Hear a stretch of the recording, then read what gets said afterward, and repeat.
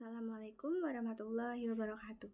Perkenalkan, nama saya Fariska Putri Dewanti dengan NIM 22 11 70 19 dari Prodi PGSD Angkatan 2022.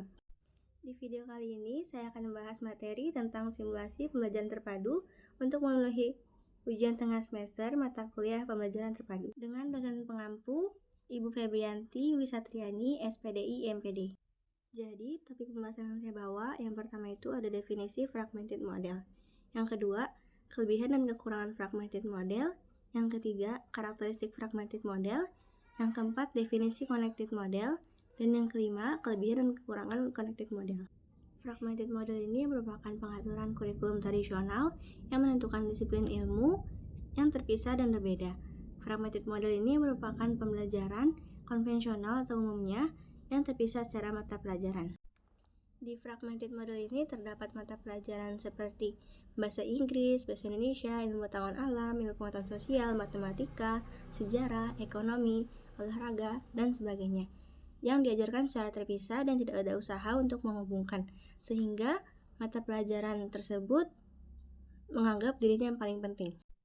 Fragmented model telah dilaksanakan sejak lama hingga sekarang, mulai dari SD hingga perguruan tinggi. Setiap mata pelajaran diajarkan secara terpisah dengan waktu yang dibatasi dan dipegang oleh guru kelas maupun guru bidang studi. Kurikulum dengan pendekatan fragmented model ini merupakan kurikulum yang dimana bahan pelajaran disajikan secara terpisah atau dalam bentuk subjek, yang dimana mata pelajaran utuh tanpa ada keterkaitan satu sama lain. Masing-masing mata pelajaran diajarkan oleh guru dan waktu yang berbeda, serta tempat yang berbeda pula. Berikutnya ada kelebihan fragmented model. Seperti yang pertama itu ada bahan pelajaran disajikan secara sistematis. Contohnya seperti matematika, yaitu menghitung mulai dari bilangan-bilangan yang kecil, kemudian meningkat ke bilangan-bilangan yang lebih besar. Lalu kalau ilmu pasti mulai dari pengertian-pengertian dasar, kemudian diberikan bentuk-bentuk yang lebih kompleks. Yang kedua, ada organisasi kurikulum mudah direncanakan. Dari segala macam kurikulum inilah yang paling mudah disusun, ditambah dan dikurangi. Hal ini dikarenakan perubahan satu mata pelajaran tidak mempengaruhi mata pelajaran lainnya. Yang ketiga, ada menciptakan guru yang ahli dalam bidangnya, di mana guru dapat lebih fokus kepada bidang keahlian yang mereka miliki, dan guru dapat menyiapkan bahan ajar sesuai dengan bidang keahliannya, serta dengan mudah menentukan ruang lingkup bahasan yang diprioritaskan dalam setiap pembelajaran. Yang keempat, ada siswa dapat memahami isi pelajaran dengan lebih baik. Hal ini dikarenakan pembelajaran terpisah-pisah yang membuat peserta didik fokus dalam setiap pembelajarannya, dan juga siswa dapat menerapkan wawasan yang didapatkannya dari bidang ini untuk diimplementasikan dalam kehidupan sehari-hari.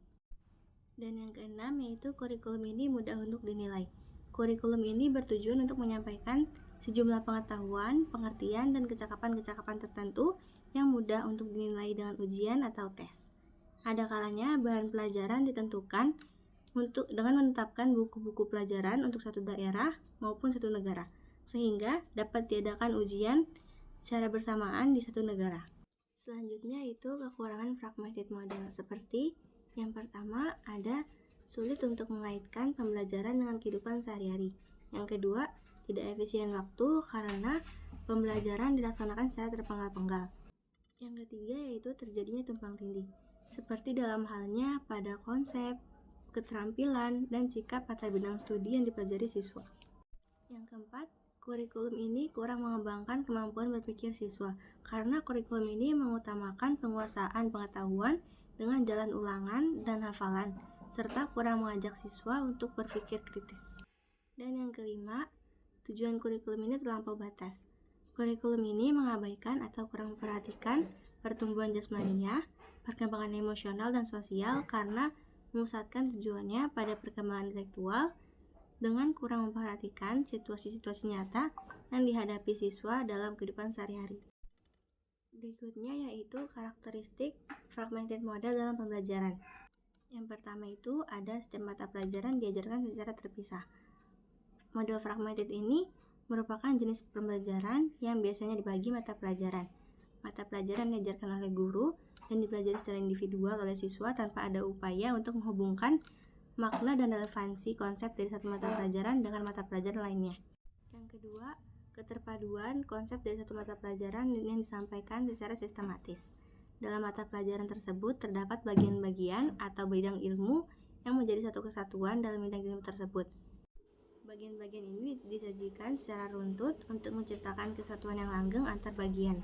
Dan yang ketiga itu, materi yang diajarkan secara berpusat pada konten atau isi.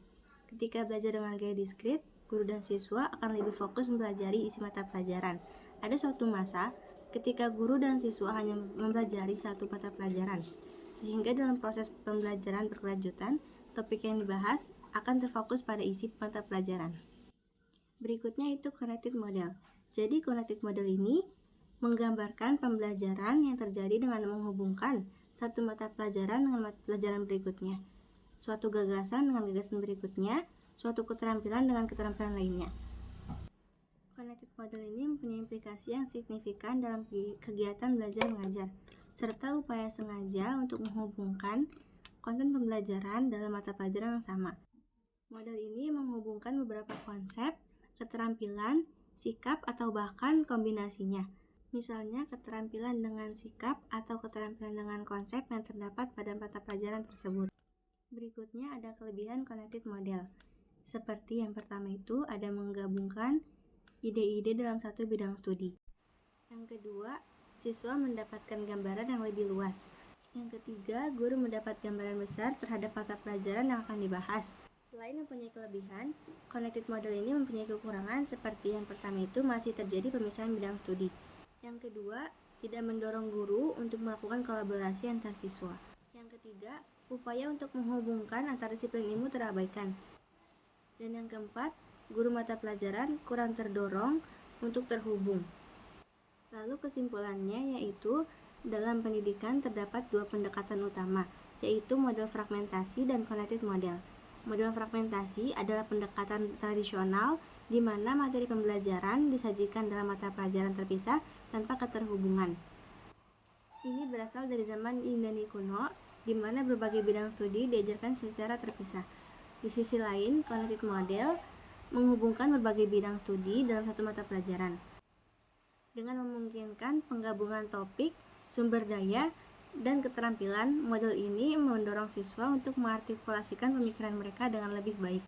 Sekian pemaparan materi dari saya.